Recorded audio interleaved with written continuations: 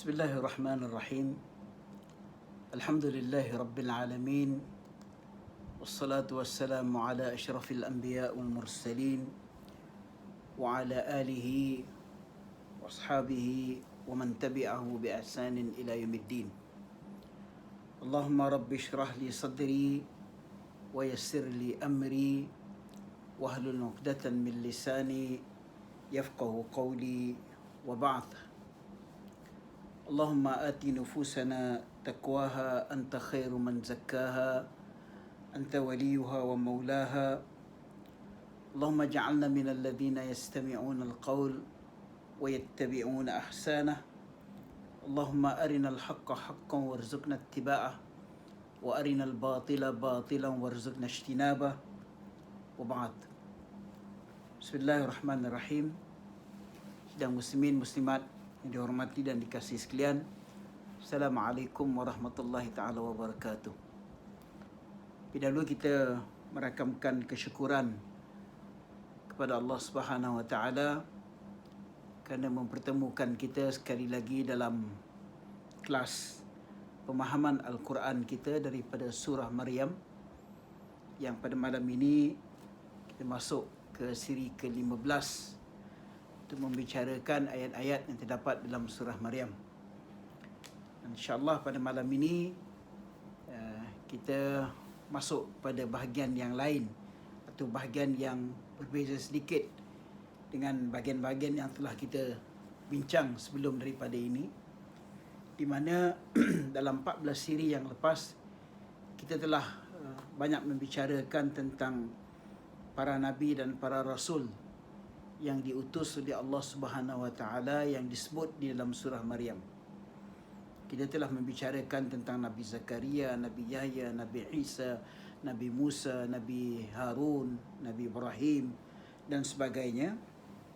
Dan pada malam ini bermula daripada ayat ke-59, Allah Subhanahu wa taala memperlihatkan pula kepada kita akibat dan balasan bagi mereka yang mengingkari dan melalaikan diri mereka daripada petunjuk yang dibawa oleh para anbiya dan para rasul yang diutus oleh Allah Subhanahu wa taala.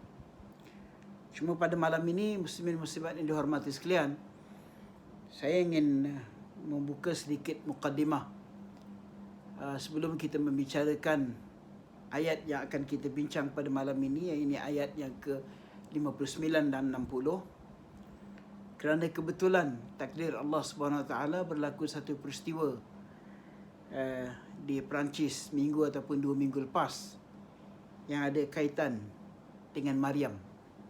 Walaupun mungkin tidak ada kaitan dengan surah Maryam, tapi ada kaitan dengan nama Maryam yang telah kita bicarakan daripada permulaan kita membincangkan tentang surah Maryam.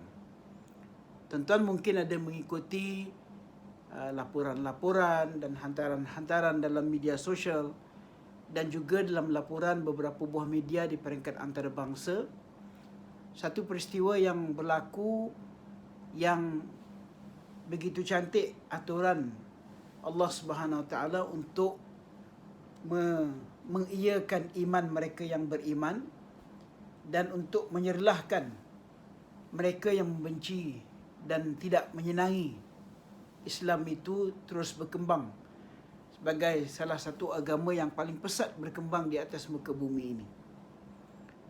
Walaupun peristiwa ini tuan-tuan berlaku sebelum daripada peristiwa Presiden Perancis mengumumkan sokongannya terhadap kartun yang menghina Nabi SAW, tapi ianya ada kaitan dengan rentetan peristiwa-peristiwa yang berlaku di Perancis, khasnya dalam tempoh seminggu 2 ini.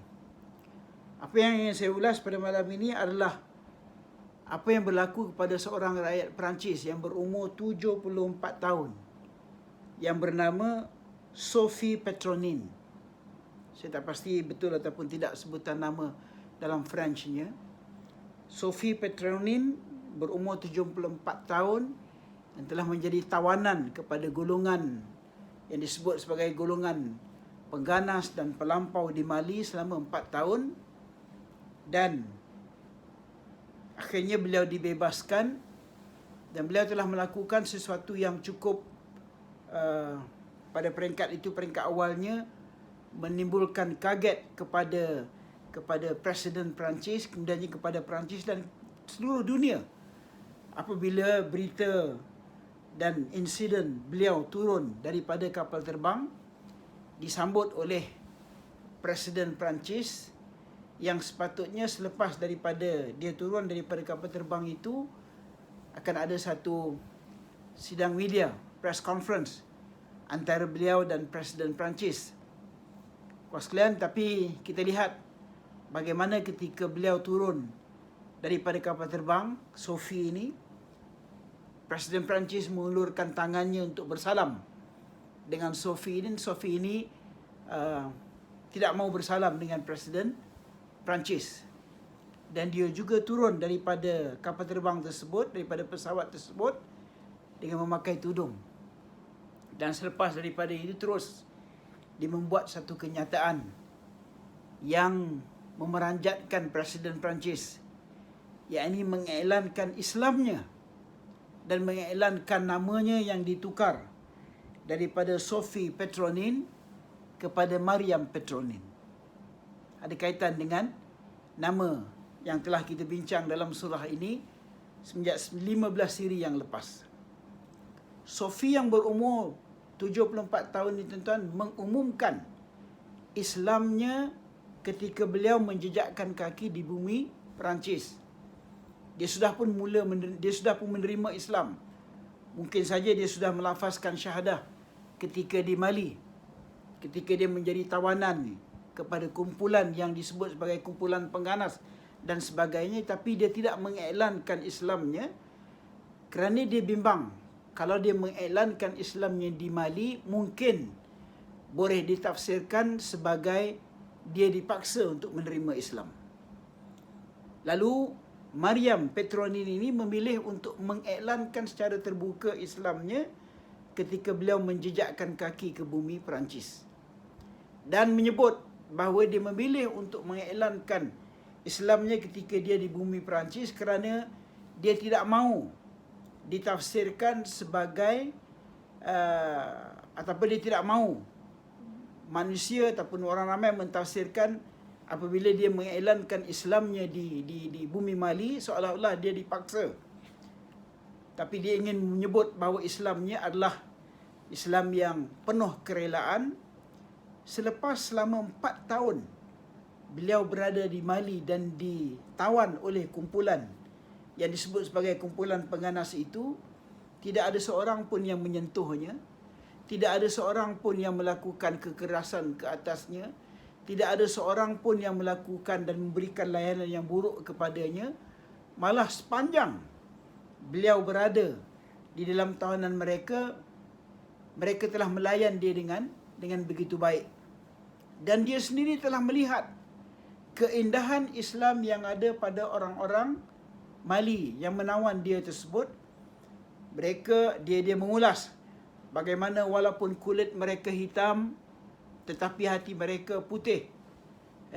Walaupun mungkin mereka tidak berpakaian dengan pakaian yang berjenama, tapi pakaian mereka cukup indah, sesuai dengan keadaan dan tempat mereka.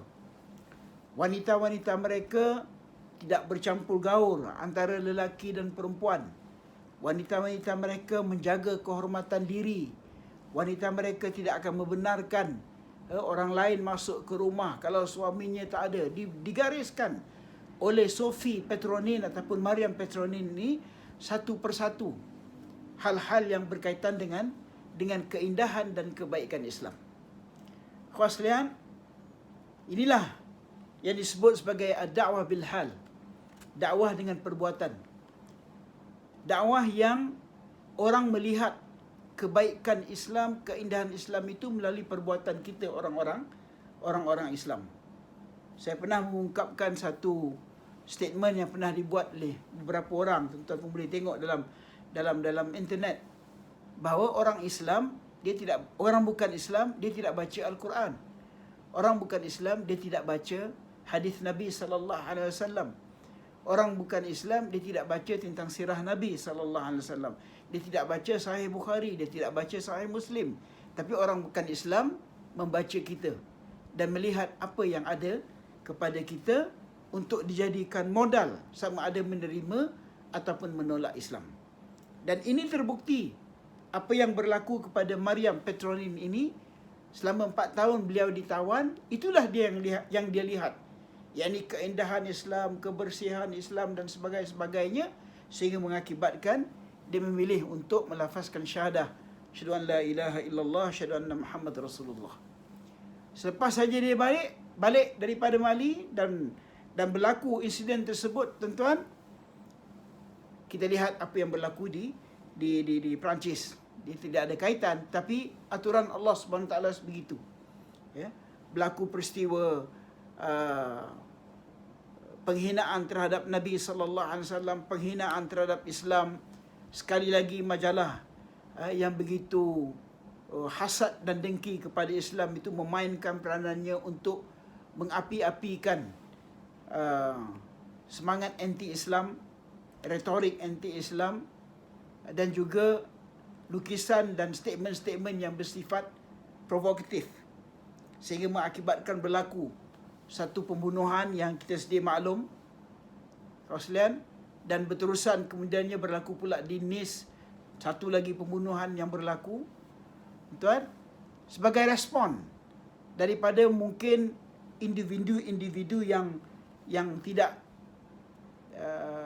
kita tak boleh katalah mereka yang melakukan pembunuhan itu mewakili Islam, tapi individu yang mungkin dia tidak tahan melihat kekejaman dan juga penindasan dan penghinaan yang dilakukan kepada Islam. Muslimin-muslimat sekalian, sampai ke hari ini Presiden Perancis masih berkeras dengan pendiriannya atas nama kebebasan, atas nama peraturan dan undang-undang yang terpakai di Perancis. Tuan, secara ringkas ingin saya sebut pada malam ini bahawa di Perancis pada tahun 1905 telah diperkenalkan satu undang-undang yang disebut sebagai laicite. Laicite ini adalah undang-undang yang memisahkan gereja dengan negara. Maksud gereja adalah mereka memisahkan ajaran Katolik, Kristian Katolik daripada sebarang kaitan dengan hal-hal yang berkaitan dengan kenegaraan. Termasuk tuan-tuan dalam undang-undang dan peraturan ini tidak membenarkan sebarang simbol yang berkaitan dengan agama dipakai di tempat-tempat rasmi, contohnya di sekolah. Maknanya anak-anak perempuan ataupun pelajar-pelajar perempuan tidak dibenarkan untuk memakai tudung. Orang Kristian tidak dibenarkan memakai salib.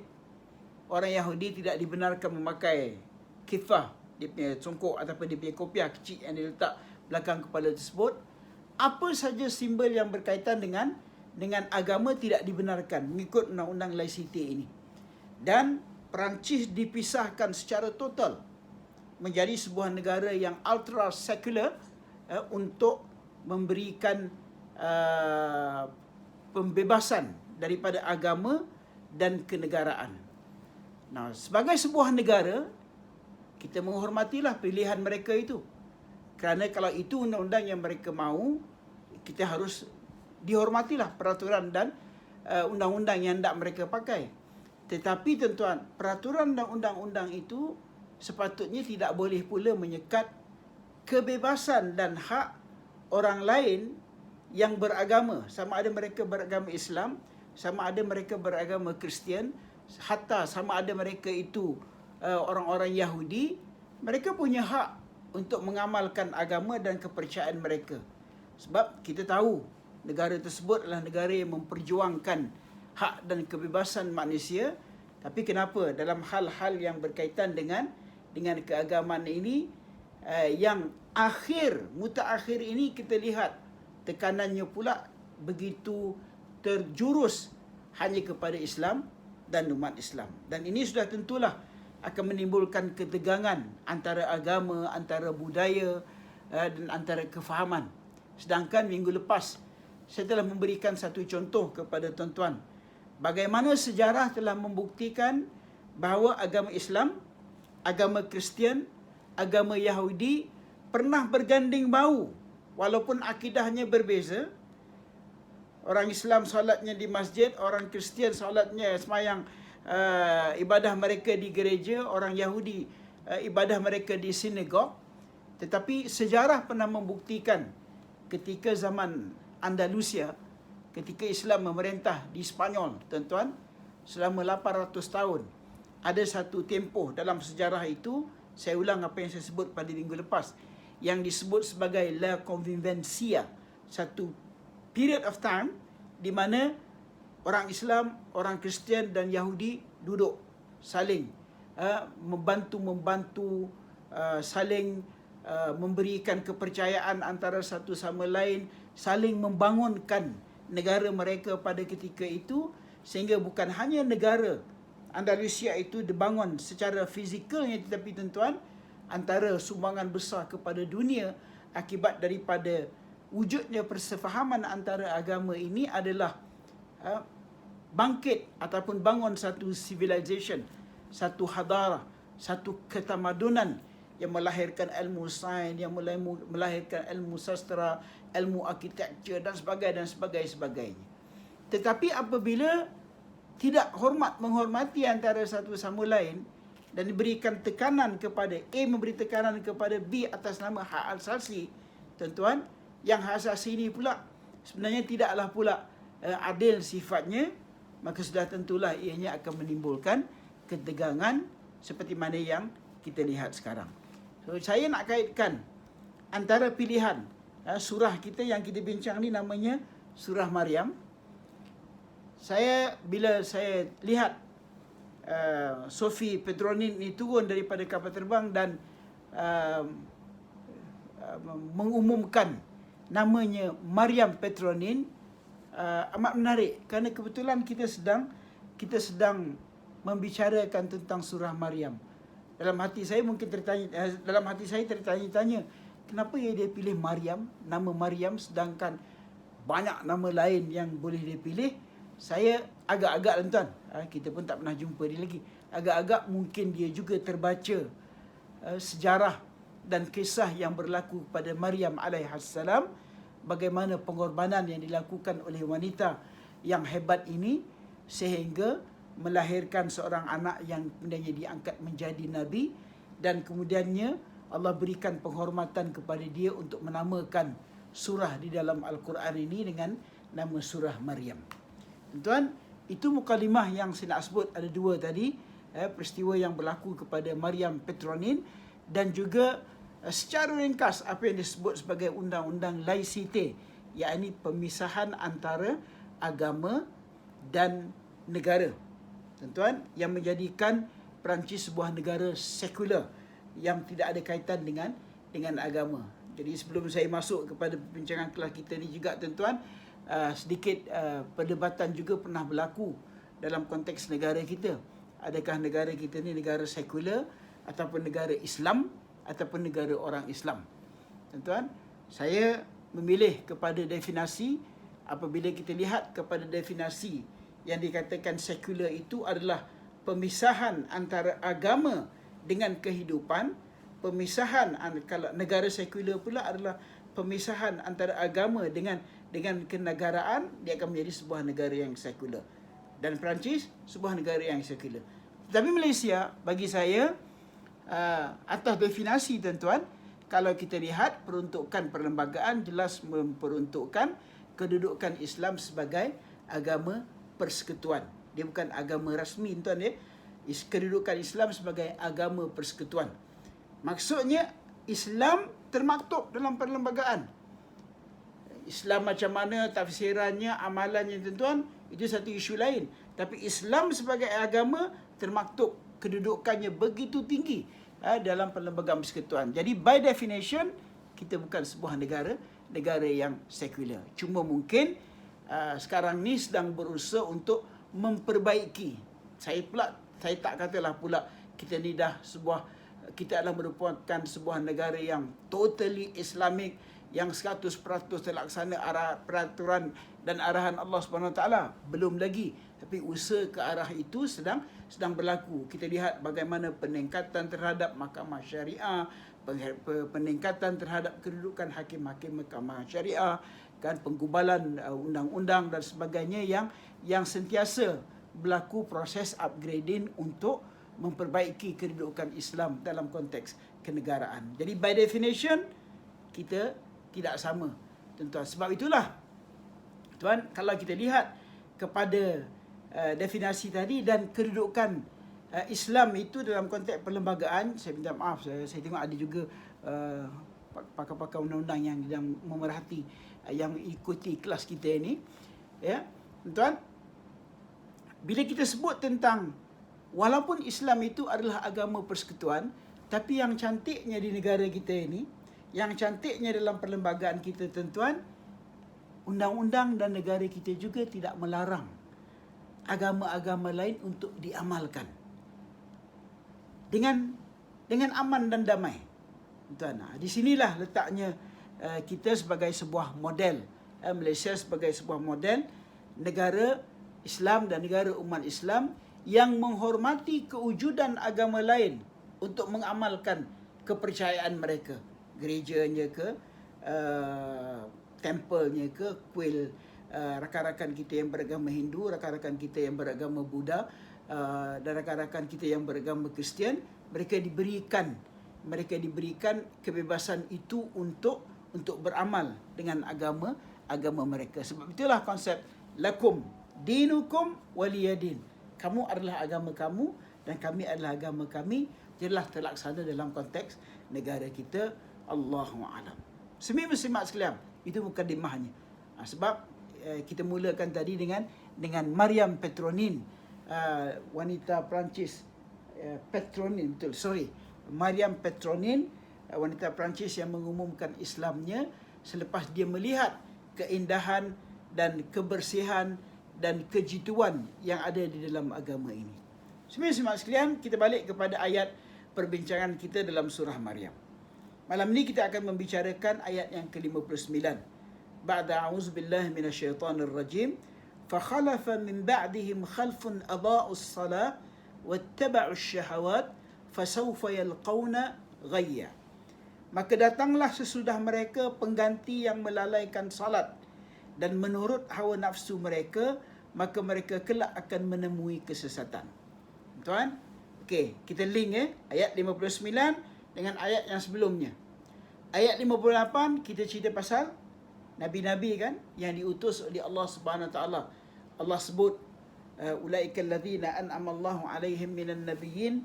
Dalam ayat yang ke-58 Allah sebut ulaikal ladzina an'ama Allahu alaihim minan nabiyyin min dzurriyyati Adam wa mimman hamalna ma'a Nuh wa min dzurriyyati Ibrahim wa Israil wa mimman hadaina wajtabaina idza tutla alaihim ayatul rahmani kharru sujadan wa bukiya. Ayat 58 Allah sebut nama nabi-nabi yang telah disebut. Kemudian sebelum daripada itu Allah dah sebut cerita pasal Nabi Harun. Sebelum daripada Nabi Idris, sebelum daripada itu Nabi Musa, dan sebelum daripada itu kita telah melihat tentang kisah yang berlaku pada Nabi Ibrahim alaihissalam.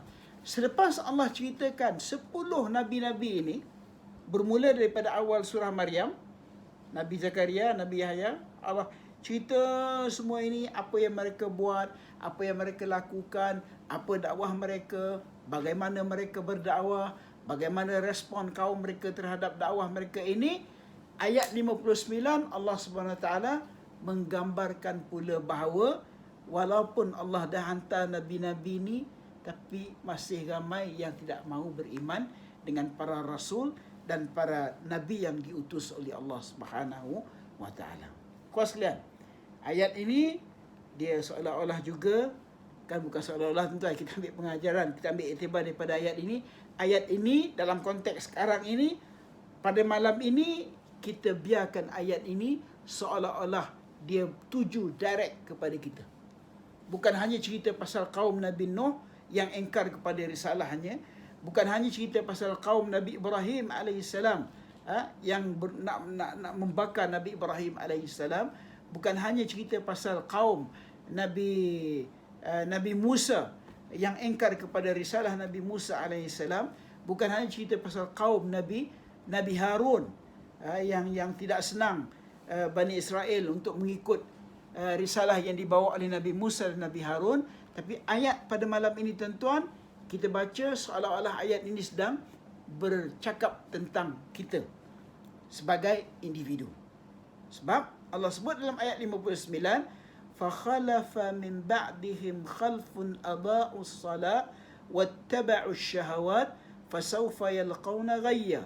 Maka datanglah sesudah mereka, sesudah para nabi yang diutus. Dalam konteks kita, selepas Rasulullah SAW wafat, tuan-tuan, bagaimana perangai dan sikap sebahagian daripada umat Nabi Muhammad sendiri, tuan-tuan, dalam hal yang berkaitan dengan apa yang disebut oleh Allah SWT. Apa perangai tersebut? Adha'us salah. Mereka melalaikan salat, wattaba'us syahawat, dan mengikut syahwat mereka, mengikut hawa nafsu mereka, fasawfa yalqawna ghayya, dan mereka kelak akan menemui kesesalan ataupun kesesatan daripada Allah Subhanahu Wa Taala.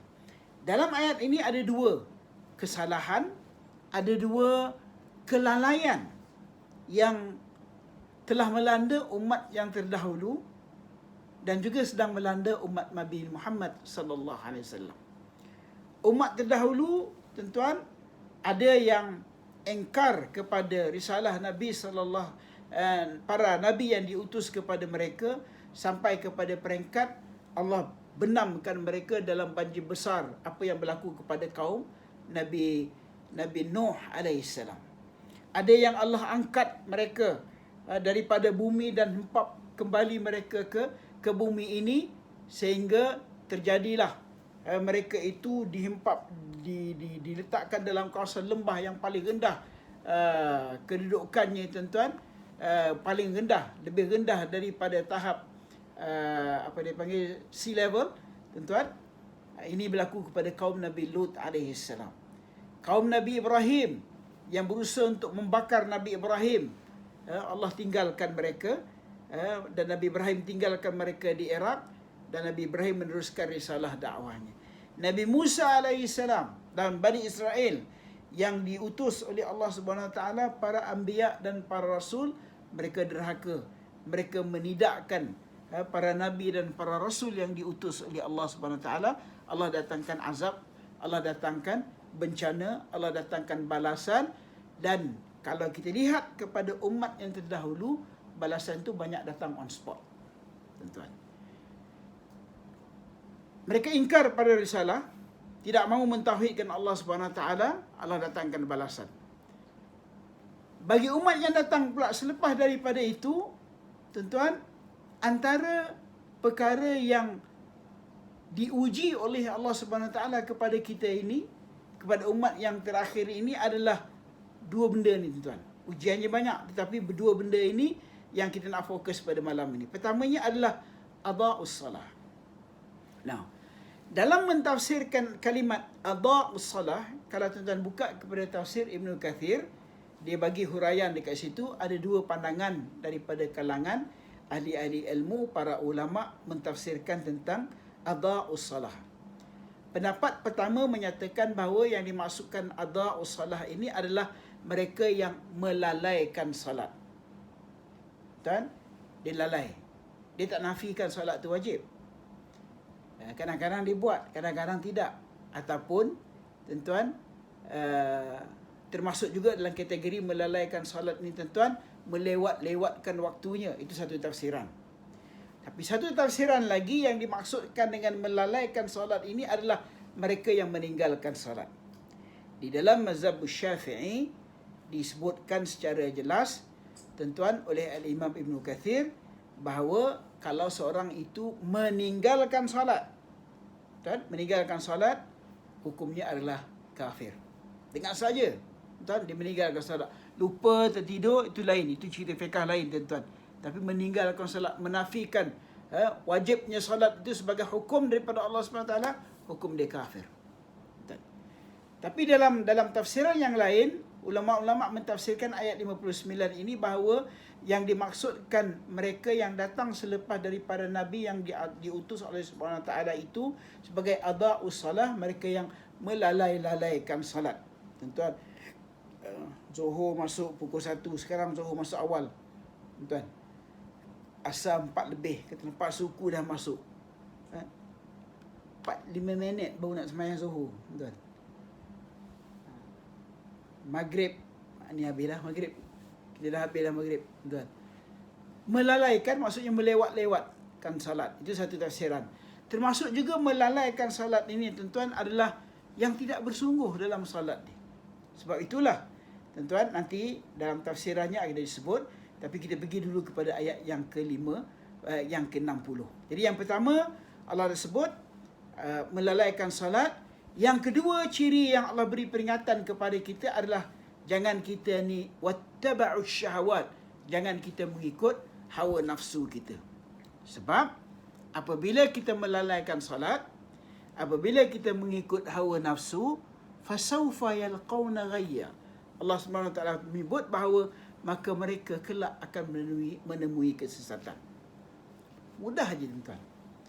Nak jadi sesat, nak jadi kita ni keluar daripada landasan yang ditetapkan Allah SWT, buat dua benda ni saja. Melalaikan salat dan penuhkan kehidupan kita itu dengan maksiat kepada Allah Subhanahu Wa Taala. A'udzubillah. Tuan, kalau ini berlaku, maknanya salat itu kita lalaikan dan maksiat dan syahwat itu menjadi teras dalam kehidupan kita, fasawfa yalqawna ghayya, maka mereka kelak akan menemui kesesatan daripada Allah Subhanahu Wa Taala. Kuaslian, cerita pasal salat. Kita tengok pentingnya salat ni dalam konteks agama kita, dalam konteks iman, dalam konteks akidah kita. Tuan, haji rukun. Tuan, sekali dalam seumur hidup. Tapi bila Allah Subhanahu Wa Taala turunkan ayat mewajibkan haji, tuan-tuan, Allah bawa daripada langit turun melalui Jibril kepada Rasulullah sallallahu alaihi wasallam. Zakat rukun, tuan. Tapi bila Allah datangkan perintah zakat, Allah bawa daripada langit melalui perantaran Jibril bawa kepada Rasulullah sallallahu alaihi wasallam. Begitulah sifatnya semua hukum yang terdapat di atas muka bumi ni, hukum solat, hukum zakat ke, haji ke, syahadah ke, segala hukum-hukum yang ada dalam kehidupan kita ni, tuan-tuan, semuanya turun daripada langit melalui perantaran Jibril bawa kepada Rasulullah sallallahu alaihi wasallam, melainkan salat. Salat saja satu-satu hukum yang Allah jemput Nabi sallallahu alaihi wasallam naik daripada bumi pergi ke langit.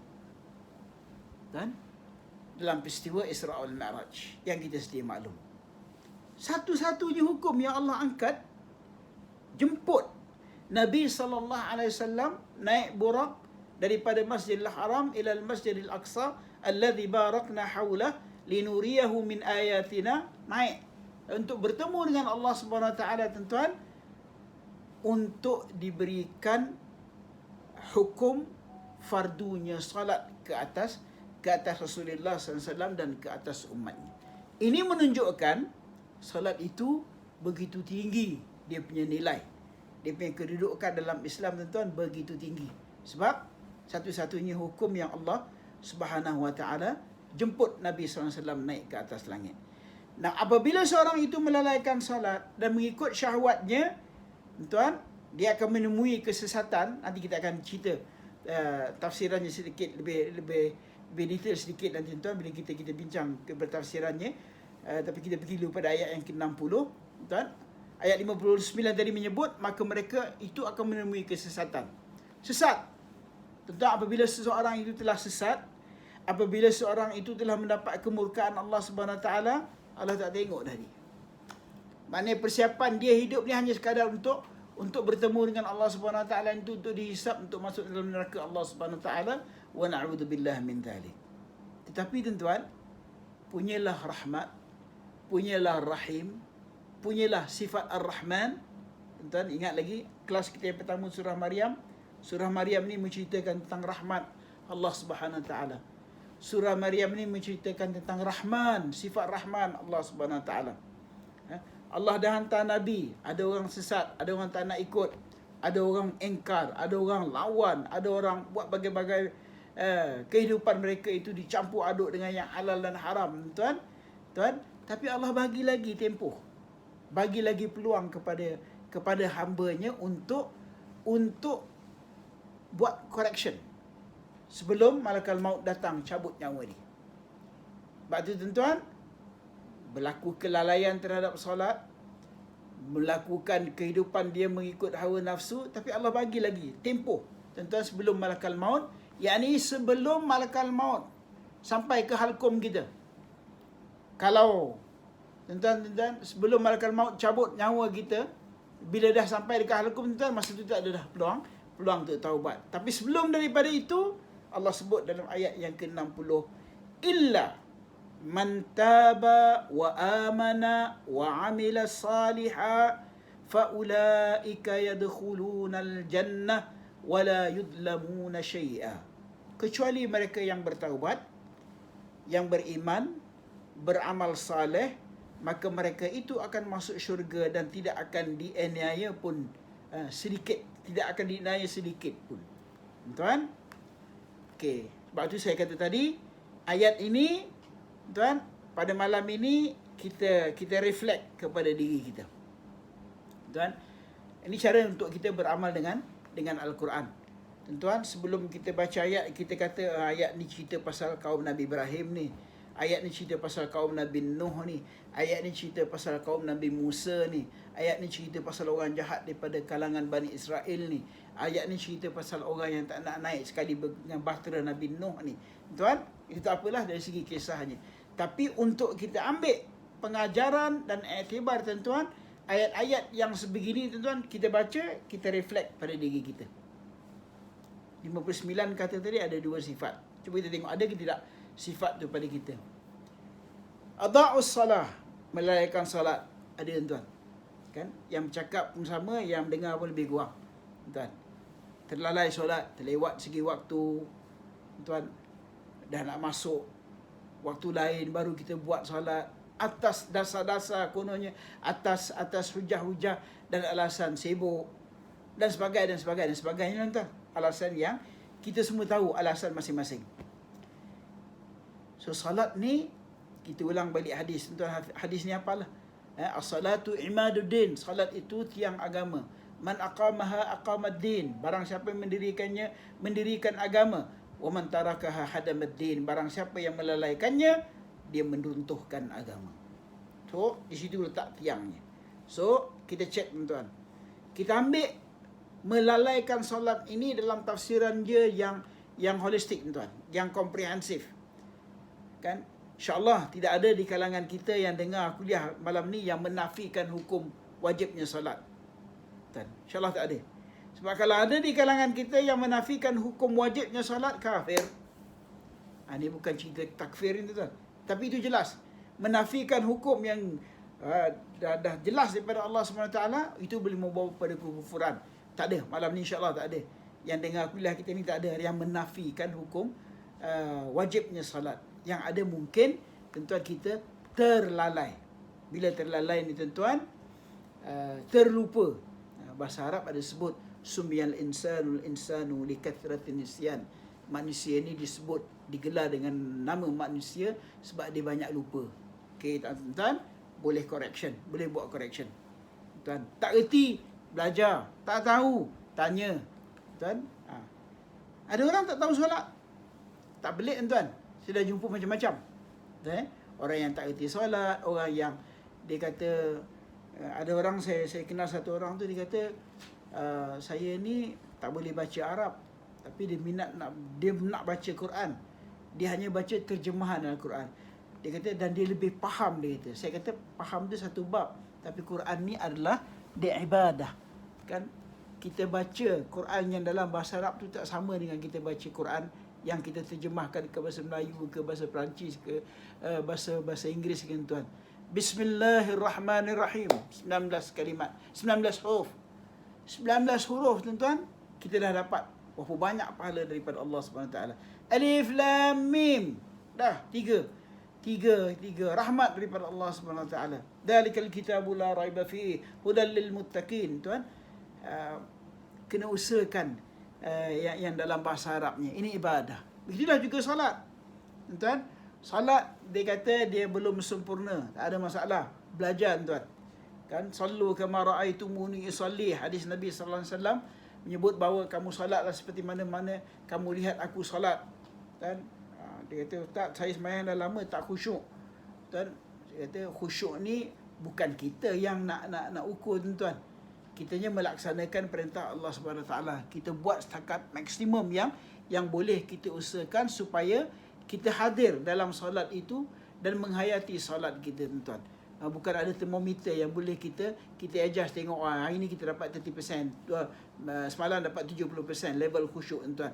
Itu terserah pada Allah Subhanahu Taala. Tapi bila kita usahakan, insya-Allah khusyuk itu akan datang sebagai ganjaran daripada Allah Subhanahu Taala. Okey. Now, illa tuan, okey, salat kita dah cek diri kita ada kelemahan. Ittiba'u syahwat, ikut hawa nafsu. Kita ni manusia tuan, kita bukan malaikat. Ada dalam diri kita ni sifat-sifat yang mengikut hawa nafsu ni memang ada sebagai manusia. Cuma sejauh mana kita kontrol, sejauh mana kita letakkan sepadan, sejauh mana kita letakkan yang halal dan yang haram, sejauh mana kita letakkan yang boleh, yang tak boleh. Sebab itulah tuan-tuan, baru-baru ni RTM telefon saya tanya tentang penghayatan para sahabat daripada ajaran Nabi sallallahu alaihi wasallam. Saya sebut, kalau kita lihat kepada pendidikan Nabi sallallahu alaihi wasallam kepada para sahabat, tuan, bagaimana para sahabat dididik oleh Rasulullah sallallahu alaihi wasallam, dia sentiasa kaitkan apa saja aspek kehidupan dia itu dengan dosa dan pahala. So begitulah juga kita. Apa saja perbuatan kita ni tuan-tuan, kita kena kaitkan dengan dosa dan pahala. Ni dosa ke tak? Ni dapat pahala ke tak? Tuan. Rasulullah SAW dalam mendidik para sahabatnya sering dan sentiasa mengkaitkan ianya dengan syurga dan neraka. Kamu buat ni agak-agak mana dia punya hujung tu besok? Agak-agak ke syurga ataupun neraka? Ada orang jawab, itu mana aku tahu? Kan, syurga ataupun neraka? Tuan, boleh tahu benda yang kita buat itu akan menghala kepada syurga ataupun neraka apabila yang kita buat itu bertepatan ataupun tidak dengan kehendak Allah Subhanahu Taala ataupun bercanggah dengan kehendak Allah Subhanahu Taala. Kalau sekiranya ianya bertepatan dengan kehendak Allah Subhanahu Taala, insya-Allah kan kita harapkan balasan syurga daripada Allah Subhanahu Taala. Tapi yang kita buat tu, kita pun tahu benda tu haram. Tuan, kita pun tahu benda tu salah. Kita pun tahu benda tu fitnah. Kita pun tahu benda tu tak betul. Tuan, tu nampak dah dia punya hujung itu adalah kemungkaran dan mungkin saja neraka daripada Allah Subhanahu Taala sebagai balasan. Sebab itulah diberikan peluang kepada kita di sini untuk menyebut illa man taba, melainkan mereka yang bertaubat, wa amana, dan beriman, wa amila salihah, dan beramal dengan amal yang saleh. Tuan, kita ada kelalaian, kita ada melakukan kemungkaran, kita ada melakukan kemaksiatan. Acknowledge ini tuan. Kita acknowledge depan Allah Subhanahu Taala. Ya Allah, aku ni hamba kamu yang amat lemah. Kan? Dan sebab itulah tuan, kita semua hafalkan Sayyidul Istighfar, penghulu segala istighfar. Allahumma anta rabbi, la ilaha illa anta khalaqtani, wa ana abduk, wa ana ala ahdik wa wa'dika mastata'tu, a'udzu bika min syarri ma sana'tu, abu'u laka bi ni'matika, sehingga hujung doa tersebut yang kita semua mesti maklum tuan. Kita iktiraf, acknowledge depan Allah SWT, ya Allah, aku ni hamba kamu yang lemah. Aku ni hamba kamu yang daif. Aku ni hamba-Mu yang serba kekurangan. Surah Maryam, tuan-tuan balik awal surah Maryam. Tuan, kita bincang surah Maryam kan? Tuan, ini dia dah, bila kita sampai ke ujung-ujung surah Maryam ni, dia dah pergi pada benda-benda yang praktikal. Awal sekali kisah Nabi Zakaria, macam mana dia berdoa dengan Allah SWT. Kaf ha ya ain sad, dzikru rahmati rabbika abdahu Zakaria idh nada rabbahu nidaan khafiyya qala rabbi inni wahana al-'azmu minni washta'ala ra'su shayba wa lam akum bidu'aika syaqiyya. Kan? Yang bagian awal surah Maryam tersebut. Bagaimana munajat Nabi Zakaria pada Allah SWT, dia iktiraf kebesaran Allah SWT, dia acknowledge kebesaran Allah SWT, dia acknowledge juga kekurangan yang ada pada dia minta pada Allah SWT. Tuan-tuan, kita balik, kita hubung ayat 59 dengan ayat 60. Kita ni ada kelalaian dalam diri kita. Kita ni ada kan faktor-faktor yang nafsu dan syahwat itu mempengaruhi kita, yang akan sentiasa cuba untuk dominate kita punya kehidupan, kita punya pemikiran, kita punya apa sajalah, tuan-tuan. So benda ni semua kita anggap ianya sebagai ujian daripada Allah SWT, tapi kita juga meyakini bahawa Allah bagi kita peluang. Peluangnya 3 yang dia bagi pada kita. Pertama sekali, taubat.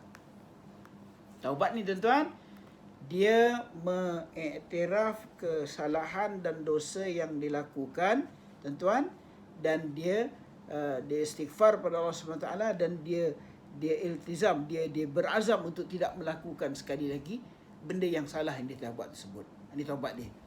Saya ambil dalam konteks yang paling mudah, tuan-tuan. So ruang taubat sentiasa terbuka. Ruang taubat ini, tuan, sentiasa terbuka.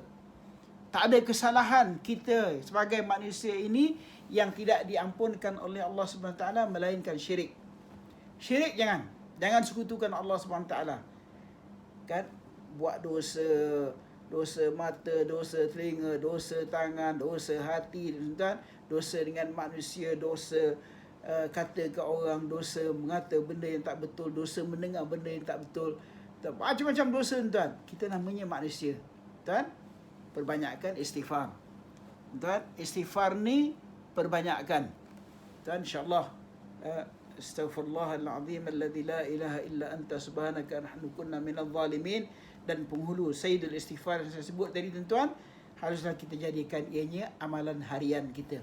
Yang lepas solat tu pun nak buat, tuan, sambil-sambil duduk, tuan, ada saja ruang, tuan, jangan lepas daripada lidah kita untuk sebut astaghfirullahalazim. Sebab itulah dia ruang-ruang taubat, kita mengiktiraf kesalahan kita, kekurangan kita yang ada pada Allah SWT. Yang kedua, dia suruh kita amanah. Jadi kita dah buat kelalaian-kelalaian tadi. Ayat 60 sebut illa man taba wa amana, dan dia beriman. Tuan, al-iman yazid wa yanqus. Iman ni dia naik dan dia turun. Lagi kita berusaha untuk pertingkatkan dia, lagi besar syaitan yang akan datang untuk mempengaruhinya. Kadang-kadang, tuan-tuan, apabila kita tak sempat, kita tak betul-betul equip diri kita untuk bertentangan dengan syaitan ni, ketika kita sedang berusaha tinggi itu, dia cuba dropkan kita. Berlaku normal. Kita manusia, tuan, bila kita manusia, Allah SWT itu pengampun. Jangan lupa sekali lagi, tuan-tuan, surah Maryam, surah Rahman, surah Maryam, surah Rahmat. Tuan tengoklah bagaimana Allah cerita dah tadi, kan, kesalahan-kesalahan, tapi Allah bagi lagi ruang ni, illa man taba wa amana. Tapi kena kena bertaubat, and then kena beriman. Ini yang ketiga dalam ayat yang ke-60, wa amila salihah, dan hendaklah dia beramal dengan amalan yang saleh, tuan. Amalan saleh ni, tuan-tuan, kalau kita nak sebut satu persatu, saya ingat tak habis, sampai bila-bila pun tak habis. Sebab apa saja amal perbuatan yang baik yang kita kaitkan tadi dengan ketentuan dan kehendak Allah SWT, yang kita kaitkan dengan halal dan haram yang ditentukan oleh Allah SWT, yang kita kaitkan dengan syurga dan neraka, yang kita kaitkan dengan kebaikan, yang kita kaitkan, tuan-tuan, semualah termasuk dalam kategori amalan soleh. buat benda ni, insya-Allah dia jadi kafarah. Dia jadi penghapus kepada kelalaian dan hasutan syahwat yang telah disebut dalam ayat yang ke-59. Okey, now baru kita pergi kepada apa yang disebut oleh Al-Imam Ibn Kathir. Di dalam ayat ini Allah SWT telah mempertontonkan perilaku mereka yang datang selepas daripada mereka yang beriman kepada nabi-nabi yang sebelum dari itu, dan bagaimana mereka telah melalaikan salat mereka seperti yang telah dibincangkan sebelum ini. Kita lihat tuan-tuan, salat ini dalam surah Maryam, bila Allah cerita pasal Nabi Zakaria, bila dia dapat sahaja arahan daripada Allah SWT, perkhabaran daripada Allah SWT, isterinya akan mengandung anak dia bernama Yahya, dia keluar untuk beritahu pada kaum dia. Dia keluar daripada mana? Dia keluar daripada mihrab ketika dia menunaikan salat. Nabi Isa sebelum Nabi Isa alaihi salam, Maryam alaihi salam, ketika Allah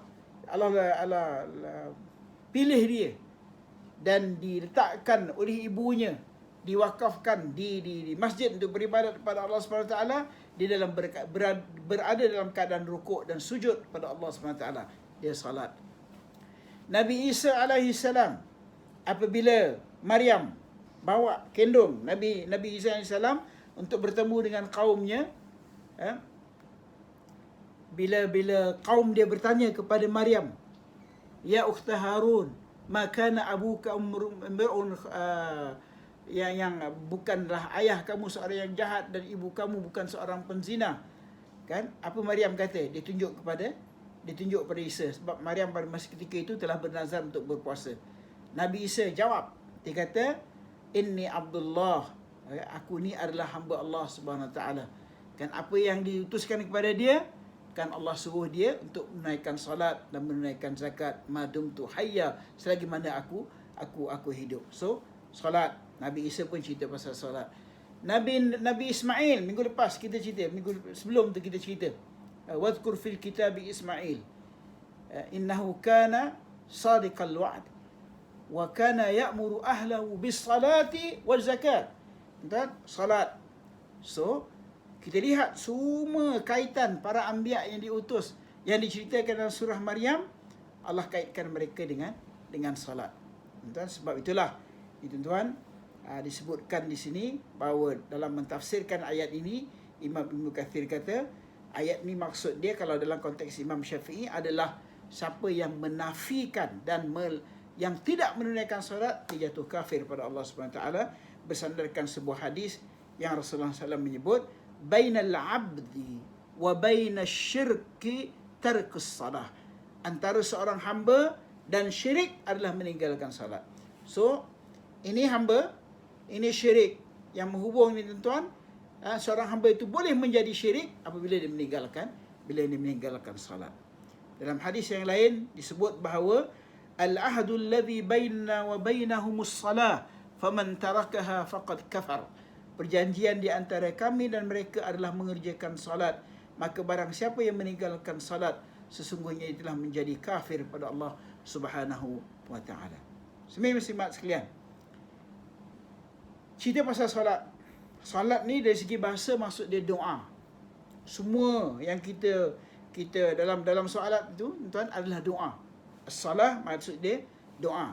Kita lihat dalam Quran banyak ayat yang pasal salat ni. Imam Ibn Kathir dia bentangkan 3 yang kita lihat seringkas saja pada malam ini. Pertamanya firman Allah Subhanahu Wa Taala dalam surah Al-Maun ayat ke-5. Alladzina hum an salatihim sahun, iaitu orang-orang yang lalai dari salatnya. So dia peringatkan kita lagi tuan, jangan lalai dengan salat ni, ya. Dan dalam surah Al-Ma'arij ayat 23, ala salatihim daimun, iaitu mereka yang tetap mengerjakan salatnya, tuan. Kemudian dalam surah Al-Ma'arij juga ayat 34, ala salatihim yuhafidun, dan orang-orang yang memelihara salatnya.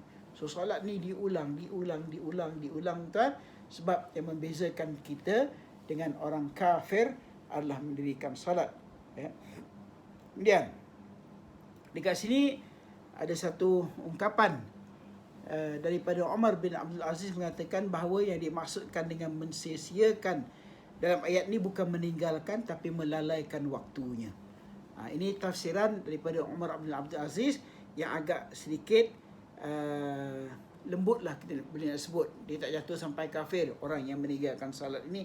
Tapi yang dimasukkan ayat ini adalah mereka yang melalaikan waktu-waktunya. Tuan-tuan, inna salata kanat 'alal mu'minina kitaban mawquta.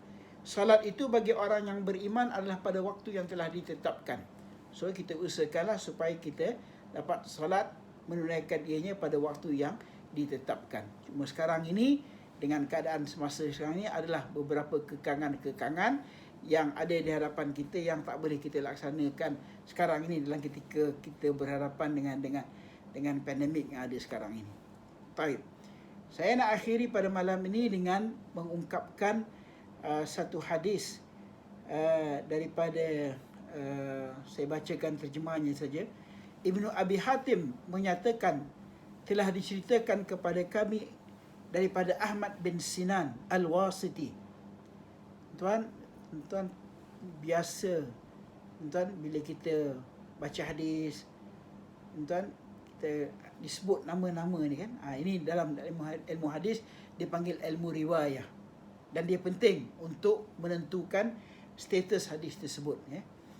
Sebab tu nama ni kadang-kadang ada tanya-tanya kenapa kita kena sebut nama-nama ni semua ni.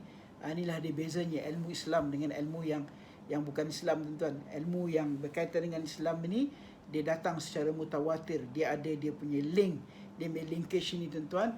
Dia bukan ilmu yang dibuat-buat, apatah lagi kalau ianya berkaitan dengan hadis Nabi sallallahu alaihi wasallam.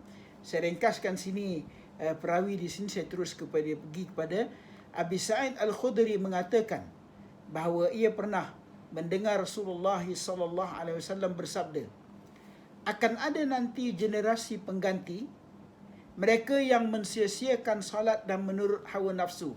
Generasi pengganti sesudah 60 tahun disebutkanlah hadis ni. Mereka mensia-siakan salat dan menurut hawa nafsu. Mereka kelak akan menemui kesesatan.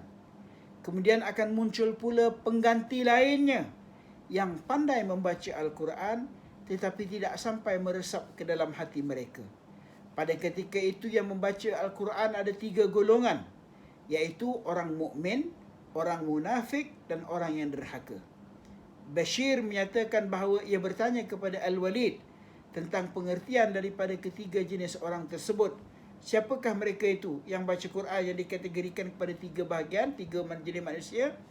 Orang mukmin adalah orang yang beriman dengan Al-Quran. Dia beriman, dia baca, dia amal.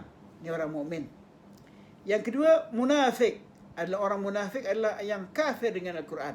Dia baca Quran, tapi tuan-tuan, dia kufur dengan Al-Quran. Dia tak beriman dengan Al-Quran. Dijadikan Quran tu untuk hujah, untuk lawan balik kebenaran. Dan yang ni penting, tuan-tuan. Dan orang yang derhaka adalah orang yang mencari makan dengan Al-Quran. Tuan-tuan, Al-Quran ni dijadikan alat mainan. Al-Quran ni dijadikan alat perniagaan yang begitu murah harganya, tuan-tuan. Akhirnya saya bacakan di sini daripada Imam Ahmad. Qala Imam Ahmad, berkata Imam Ahmad telah menceritakan kepada kami daripada Zaid bin Hubbab bahawa dia pula mendapat riwayat itu daripada Abu Zaid At-Tamimi daripada Abu Qabil. Dia pernah mendengar Uqbah bin Amir mengatakan bahawa Rasulullah sallallahu alaihi wasallam telah bersabda. Ni hujung kelas kita malam ni, tuan. Sesungguhnya aku bimbang 2 perkara atas umatku, iaitu Al-Quran dan Al-Laban.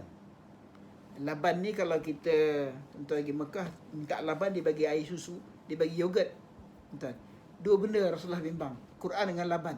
Laban kat sini maksudnya adalah mereka yang mengikuti perkara yang batil, yang memperturutkan hawa nafsunya dan meninggalkan salat. Yang dimaksudkan laban dalam ayat ini ataupun hadis ini adalah mereka yang mengikut hawa nafsunya dan meninggalkan salat. Adapun kebimbingan Rasul sallallahu alaihi wasallam terhadap Al-Quran adalah orang-orang munafik yang mempelajarinya lalu mereka menjadikan ianya sebagai senjata untuk berhujah dengan orang-orang mukmin. Muslimat yang dihormati sekalian, ada satu sebenarnya sebelum sebelum saya nak habis ni tuan-tuan, kita nak habis ni, kita balik pada ayat 60. Allah menyebut tentang taubat. Kita ni ada buat kesalahan, kita ada buat dosa, kita ada buat, just acknowledge tuan-tuan, kita ni manusia, just acknowledge kita adalah semua itu. So sekarang ni bila kita dah acknowledge kita adalah semua itu, kita dengan segala kelemahan itu, kita nak taubat. Tuan, telah disebutkan di dalam hadis, at-taibu minadz-dzambi kaman la dzanba lahu. Orang yang bertaubat daripada dosa sama dengan orang yang tidak berdosa. Tuan, saya dapat banyak respon daripada rakan-rakan yang tengok dalam Facebook, macam-macam jenis rakan-rakan yang tengok dalam Facebook ni, dan banyak yang akan private message saya, tanya soalan-soalan, ada yang personal, soalan yang berkaitan dengan dosa, soalan yang berkaitan dengan macam-macam. Kan, saya punya premis tuan-tuan mudah saja. Premis kita adalah kita semua adalah manusia. Bila kita manusia, kita ada kekurangan. So just acknowledge dengan Allah SWT, kita ni manusia, kita ni ada kekurangan, cuma kita minta dia punya petunjuk, kita minta dia punya hidayah. Tuan-tuan, janganlah kita ni dah acknowledge kita manusia, tak nak acknowledge pula kita ni ada kekurangan, and then tak nak berhubung dengan Allah Subhanahu Taala. Itu melayakkan kita untuk masuk kategori tadi, kategori ayat 59 ni tuan-tuan. Kan, kategori mereka yang mengingkari risalah yang dibawa oleh para nabi dan para rasul. So just acknowledge kita adalah manusia, kita melakukan kesalahan, kita melakukan kita ni ada kekurangan, so kita minta guidance. Dan antara tuan-tuan yang dah amalkan, tak apa, yang belum amalkan, saya syorkan supaya jadikan dianya doa dan wirid harian selepas solat ke waktu-waktu bila, doa yang diajarkan kepada kita, Allahumma a'inni ala zikrika wa syukrika wa husni ibadatik. Ini amalan, jadikan amalan. Allahumma a'inni ala zikrik, ya Allah Tuhanku, bantulah aku untuk mengingatimu, wa syukrik, dan mensyukurimu, wa a'udzubika, Allahumma a'inna ala dzikrika wa syukrika wa husni ibadatik, dan bantulah aku untuk memperbaiki ibadatku kepadamu. Minta daripada Allah SWT supaya Allah permudahkan kita untuk memperbaiki ibadat kita. Solat kita ada kekurangan, wuduk kita ada kekurangan, solat kita ada kekurangan tak? Tengah solat, masuk rakaat kedua ke rakaat ketiga dah ni, tuan, ada kekurangan. Kan, tadi kita cerita pasal khusyuk, tuan-tuan, ada kekurangan. Sebab itu kita kena sentiasa minta Allah SWT, Allahumma a'inni ala zikrika wa syukrika wa husni ibadatik. Nanti saya akan tuliskan dalam Facebook bagi tuan-tuan yang belum hafal, kita ambil daripada Facebook, nanti lepas kuliah ni kan, saya akan tuliskan untuk jadi amalan kita semua. Jadikan amalan tuan-tuan.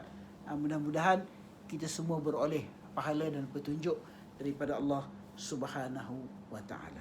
So malam ni dua ayat je tuan.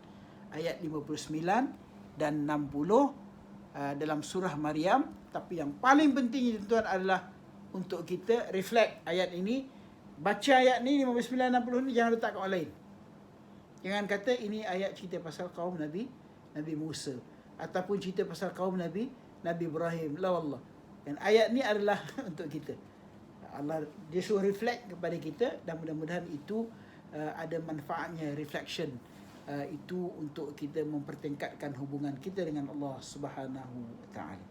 Insya-Allah pada minggu hadapan kita akan bincang ayat yang ke 61, tuan-tuan, yang akan ceritakan juga tentang syurga dan balasan daripada Allah Subhanahu wa taala. Aqulu qawli hadha wa astaghfirullah li wa lakum. Wassalamualaikum warahmatullahi taala wabarakatuh. Ada yang nak tanya soalan, saya kata hantar je dekat Facebook tu. Selain yang banyak juga yang contact saya secara private message, takat yang saya boleh jawab, saya cuba jawab insya-Allah. Assalamualaikum warahmatullahi taala wabarakatuh.